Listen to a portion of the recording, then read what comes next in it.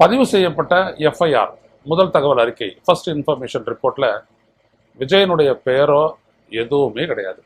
அந்த கூட்டத்தை ஏற்பாடு செய்தவர்கள், அந்த இடத்திற்கு 12 மணிக்கு வந்து விஜய் பேசுவார்னு சொன்ன புசி ஆனந்த், அப்புறம் மற்ற சில நிர்வாகிகள், இவங்க பேரில் தான் வழக்கு எஃப்ஐஆர் போட்டு அவர்கள் கைது செய்யப்பட்டு விசாரணை காவலில் வைக்கப்பட்டார்களே தவிர விஜயன் மீது எந்த எஃப்ஐஆரும் போடப்படவில்லை.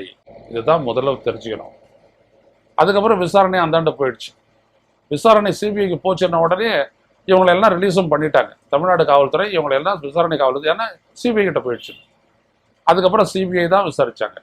சிபிஐ தான் விசாரிச்சு அதுக்கப்புறம் அங்கேயும் விசாரணை நடத்துனாங்க. அதுக்கு பிறகு டெல்லியிலையும் விசாரணை நடத்தாங்க. டெல்லியில் விசாரிக்கும் போது தான் விஜயையும் கூப்பிட்டாங்க.